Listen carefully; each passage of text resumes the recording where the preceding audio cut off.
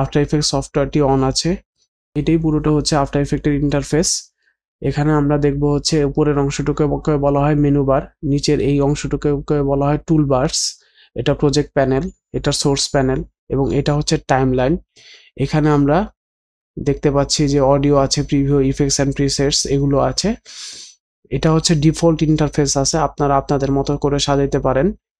আপনারা যদি চান যে এটাকে এ পাশে রাখবেন, তারপরে এটাকে উপরে নিয়ে যাবেন আপনাদের মতো করে, এটাকে ইফেক্টস অ্যান্ড প্রিসেটসকে এটাকে আপনারা আলাদা রাখবেন। হ্যাঁ, আপনারা আপনাদের মতো করে ইন্টারফেস সাজাইতে পারেন। ইন্টারফেস সাজাইয়ে তারপর এটাকে কিভাবে সেভ করতে হবে সেটা হচ্ছে উইন্ডো থেকে ওয়ার্কস্পেসে গিয়ে আপনি যদি চান এটাকে সেট করতে, তাহলে হচ্ছে সেভ অ্যাজ নিউ ওয়ার্কস্পেসে যেয়ে এটাকে আপনারা সেভ করবেন। ধরেন ক্লাস অন লেসন 2 এভাবে করে আমরা এটাকে সেভ করতে পারি। ওকে দিয়ে দিব, ওকে দিলে এটা দেখেন একটা তৈরি হয়ে গেছে।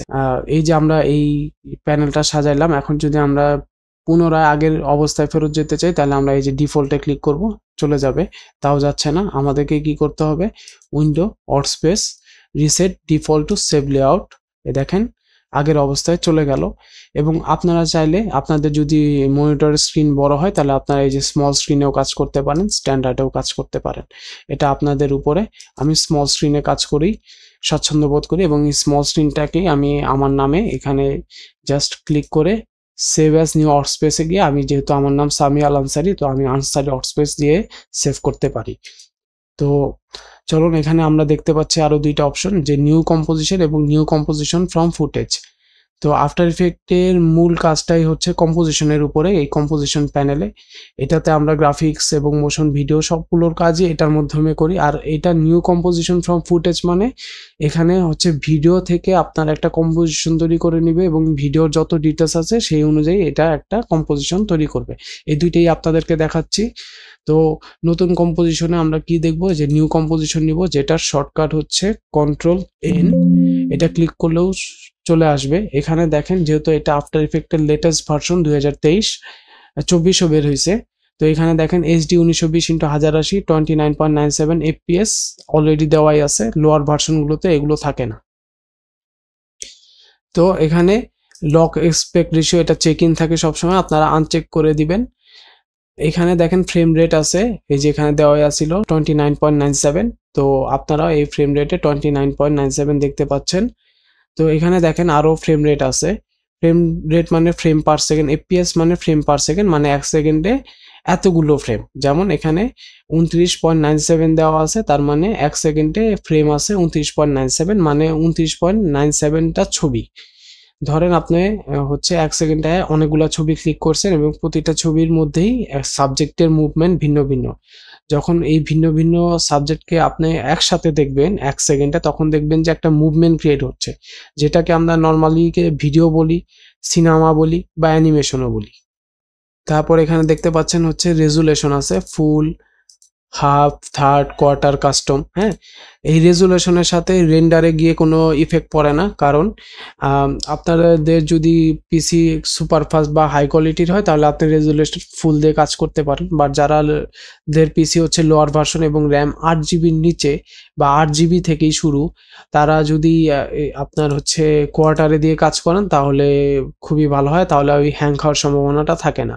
এখানে দেখতে পাচ্ছেন স্টার্ট টাইম কোড এবং আছে ডিউরেশন। স্টার্ট টাইম কোডে এখানে সম্পূর্ণ 0 থেকে শুরু হয়েছে, আর ডিউরেশন এটা হচ্ছে, এটাকে বলে রাখি সেকেন্ড, এই ঘন্টা, মিনিট, সেকেন্ড, ন্যানো সেকেন্ড। এবং ডিউরেশনে আমরা এইখানে সবসময় এই যে সেকেন্ডে ইনপুট দিব। হ্যাঁ, তো এখানে আমরা সবসময় 5 সেকেন্ড, 10 সেকেন্ড এভাবে করে করে বাড়াইতে থাকি। অনেকেই ভুলে যেটা করে সেটা হচ্ছে ন্যানো সেকেন্ডে ক্লিক করে, যেটা ভুল। ন্যানো সেকেন্ডে ক্লিক করলে খুব তাড়াতাড়ি শেষ হয়ে যায়, পরে ঘাবড়ায় যায় যে আসলে হইলোটা কি। আসলে এটা আপনাদেরই থেকেই ভুল হয়, আমারও হয়তো প্রথম প্রথম যে ভুলে এখানে ন্যানো সেকেন্ডে ইনপুট দিয়ে দিতাম, তখন দেখতাম যে কি ব্যাপার, অ্যানিমেশন এত তাড়াতাড়ি কিভাবে শেষ হয়ে যাচ্ছে। আচ্ছা, ব্যাকগ্রাউন্ডে ডিফল্ট ভাবে ব্ল্যাক কালার থাকে, আমি একটু আগে গ্রে কালার দিয়ে রাখছিলাম। তো এই ব্যাকগ্রাউন্ডের এই ব্ল্যাক কালারে আপনারা যে কোনো কালার, আপনারা হোয়াইট রাখতে পারেন, ব্ল্যাক রাখতে পারেন, সমস্যা নেই। ওকে দিয়ে রাখি। এখন দেখেন আপনার কম্পোজিশনটা চলে আসলো। এখন দেখেন আপনারা দেখতে পাচ্ছেন যে ব্যাকগ্রাউন্ড কালার আছে ব্ল্যাক, বাট ব্যাকগ্রাউন্ড নাই, কিন্তু এটা জাস্ট এক কালার। আপনার কম্পোজিশনের একটা ধরেন ক্যানভাস নিছেন এবং ক্যানভাসের ভিতরে এখনো ব্যাকগ্রাউন্ড দেওয়া বাকি, তারপরে সাবজেক্ট অবজেক্ট সবকিছু বাকি। তো ঠিক আছে, ওগুলো আমরা পরবর্তীতে আসব। দেখেন এটাতে কেন ব্যাকগ্রাউন্ড নাই আমি বলতেছি। এই দেখেন এখানে একটা ছোট্ট অপশন আছে, এটাকে বলা হয় টগল ট্রান্সপারেন্সি গ্রিড। এটা ক্লিক করলেই বোঝা যায় যে এটার মধ্যে কোনো ব্যাকগ্রাউন্ড নাই। এই যে এখানে দেখেন আমি হাফ ফুল অটো অটো দেওয়া আছে, তো আপনি চাইলে কোয়ার্টারও দিয়ে রাখতে পারেন, কোনো সমস্যা হবে না। ঠিক আছে, এটা হচ্ছে ফার্স্ট প্রিভিউস। হ্যাঁ, এটা অ্যাডাপটিভ রেজুলেশনস, এটাও দিয়ে রাখলে ভালো, তাহলেও একটু হ্যাং খাওয়ার সম্ভাবনা কম। ঠিক আছে, তারপর এটাকে বলা হয় হচ্ছে মাস্কিং। এটা সবসময় আনচেক থাকে, এটাকে চেক ইন করে নেবেন। এখানে দেখতে পাচ্ছেন title action save grid. Title action save grid আমরা যদি নর্মালি কোনো ডিজাইন দেখি, দেখবেন যে ডিজাইনের একটা সীমানা থাকে, ওই সীমানার ভিতর আপনার সাবজেক্ট এবং টেক্সট থাকে। আফটার ইফেক্টের ক্ষেত্রেও তাই। এখানে আপনার দেখেন সীমানা আছে এবং এই সীমানার ভিতর আপনি টেক্সট সাবজেক্ট সব থাকবে। ডিজাইন আপনি ধরেন এখানে ডিজাইন করলেন, এখানে ডিজাইন করলেন, ক্যানভাস জুড়ে ডিজাইন করলেন, কোনো সমস্যা নেই। কিন্তু আপনার মেইন সাবজেক্ট এবং আপনার টেক্সট লেখা সব এই মার্জিন লাইনের ভিতরে থাকতে হবে। এটা হচ্ছে RGB কালার মোড। তারপরে আপনারা চাইলে থাম্বনেলের জন্য এই যে টেক এ স্ন্যাপশট আপনারা চাইলে নিতে পারেন। এটা হচ্ছে অপশনস। এখন আরেকটা অপশন যেটা ছিল সেটা হচ্ছে, আবার আমরা যাই নিউ প্রজেক্টে যাই, ডোন্ট সেভ দিলাম এবং নিউ কম্পোজিশন ফ্রম ফুটেজ। হ্যাঁ, এটা কেন বলতেছি, এটা যে বলছিলাম যে ভিডিও থেকেই একটা কম্পোজিশন তৈরি করে। তো ডাবল ক্লিক করে আমরা যদি ধরেন একটা আপনার এই যে লোগো অ্যানিমেশন একটা করছিলাম, এটা আমি নিয়ে আসি, ইম্পোর্ট করি। ইম্পোর্ট করার পর সাথে সাথে আপনারা দেখতে পাচ্ছেন এই যে ডিটেলটা, কম্পোজিশনটা ওই অনুযায়ী ক্রিয়েট হয়েছে, 1920x1080 আছে। এটার ফ্রেম ছিল 24-এ। ঠিক আছে, তো আমরা এটা প্লে করে দেখি কিভাবে প্লে করব। এটা প্লে করার শর্টকাট হচ্ছে জিরো, নাম জিরো, নাম আপনার নাম প্যাডের যে জিরো সেটা প্রিভিউতে চলে আসছে। এগুলো আপনাদেরকে সামনে দেখাবো অবশ্যই ইনশাল্লাহ। তারপরে ছিল বেসিক টুলস। তো এই যে দেখেন এটা নিয়ে আমরা এই যে কম্পোজিশন এবং কম্পোজিশন ফ্রম ফুটেজ নিয়ে আমরা আলোচনা করলাম, ইন্টারফেস নিয়ে আলোচনা করলাম। এখন আসি কিছু বেসিক টুলস নিয়ে আলোচনা করি। তো আমরা আবার নতুন কম্পোজিশন ক্রিয়েট করি, এখান থেকেই ক্রিয়েট করা যায়। এই যে এখান থেকে ক্রিয়েট এ নিউ কম্পোজিশন এখানে আমরা করতে পারি, বা এটা শর্টকাট হচ্ছে Ctrl+N। এবং এখানে আমরা দেখি বেশি না 10 সেকেন্ডের একটা কম্পোজিশন নিলাম আর কি, এবং এটাকে আমরা জাস্ট বেসিক টুলস দেখার জন্যই আর কি লিখি। তো দেখেন বেসিক টুলসে আমি দেখেন এখানে আছে মুভ টুল, ধরেন এটা হচ্ছে শেপ টুল। ঠিক আছে, তো এইখানে শেপ টুল আসার পরে যেটা করব আমরা, সেটাকে আমরা এই যে দেখেন শেপ টুলের সবসময় অ্যাঙ্কর পয়েন্ট শেপ টুলের এই মাঝামাঝি প্রপোর্শনেটলি থাকে না, বাট অন্য অন্য ক্ষেত্রে থাকে। যেমন হচ্ছে আপনি যদি লেয়ারের সলিড লেয়ার নেন তাহলে থাকবে অবশ্যই, বাট শেপের ক্ষেত্রে অ্যাঙ্কর পয়েন্টটা ঠিক জায়গায় থাকে না। এগুলো আমরা আস্তে আস্তে আলোচনা করব। তো এই অ্যাঙ্কর পয়েন্টটাকে মাঝখানে আনার জন্য বা এই শেপের মাঝখানে আনার জন্য আমাদের এই টুলটা ইউজ করতে হবে, সেটা হচ্ছে পান বিহাইন্ড অ্যাঙ্কর পয়েন্ট টুল, যেটা শর্টকাটটা হচ্ছে ওয়াই। তো ওয়াই ক্লিক করবেন এভাবে। ওয়াই ক্লিক করলে দেখেন আপনার কিন্তু এই শেপটাকে আর মুভ করতে পারবেন না। ঠিক আছে, বা কিন্তু আপনি যখন ভি ক্লিক করবেন যেটা হচ্ছে মুভ টুল, তখন আপনি শেপটাকে মুভ করতে পারতেছেন। তো আবার ওয়াই ক্লিক করি। ওয়াই ক্লিক করলে আপনি যেটা করতে পারবেন, এই যে পান বিহাইন্ড অ্যাঙ্কর পয়েন্ট টুল, এটাকে আপনি সবসময় মুভ করতে পারবেন এবং এটাকে আপনি যেখানে মন চায় সেখানে রাখতে পারবেন। কিন্তু এখানে আপনি এটাকে স্ন্যাপ করতে পারবেন, যে এটা মিডল বরাবর দেখেন যেখানে সেখানে বসে যাচ্ছে, বাট আমি চাচ্ছি মাঝখানে বসতে। কিভাবে বসাবো, জাস্ট এটা যখন মুভমেন্ট করব তখন একটা কন্ট্রোল ক্লিক করব, দেখেন সে স্ন্যাপ করে সে এটা ধরে নিচ্ছে। আবারও আরেকটা অপশন আছে এখানে, যে আপনি যদি এই যে এই স্ন্যাপিংটা চেক ইন দিয়ে রাখেন তাহলে সে এই যে অটো স্ন্যাপ করতেছে। তো আমার কাছে এটা আবার পছন্দ না, তাই আমি এটা এইভাবে ইউজ করি না, আমি কন্ট্রোল দিয়ে করতে স্বাচ্ছন্দ্য বোধ করি। তারপরে দেখেন আছে হচ্ছে পেন টুল।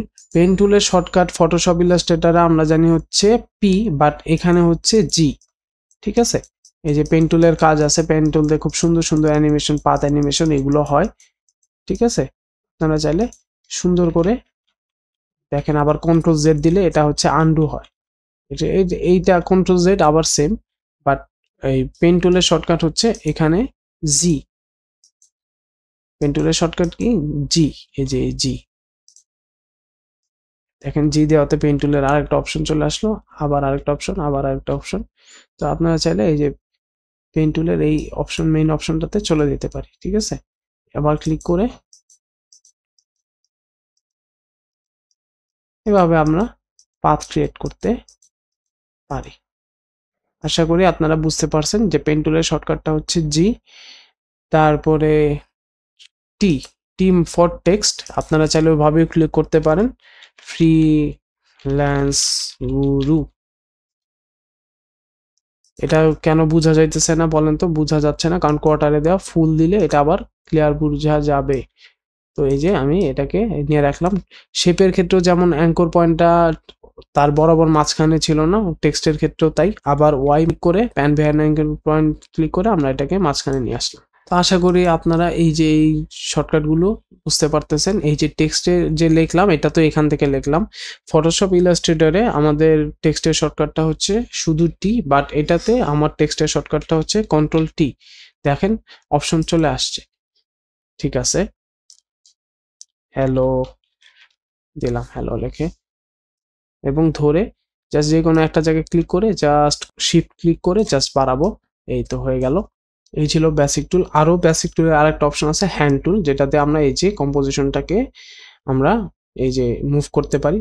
আবার অল্টার ধরে এই আপনার হচ্ছে মাউসের স্ক্রলার দিয়ে আমরা এটাকে চাইলে এই যে জুম ইন জুম আউট করতে পারি, ঠিক আছে। আশা করি বুঝতে পারছেন। আবার যদি ভি ক্লিক করেন তাহলে মুভ টুল চলে আসবে এবং আপনারা চাইলে এই সাবজেক্ট, এই যে সাবজেক্ট যেটা মন চায় সেটা ধরে আশা করি মুভ করতে পারবেন। এই ছিল বেসিক আফটার ইফেক্টের টুলস। আশা করি আপনারা বুঝতে পারছেন।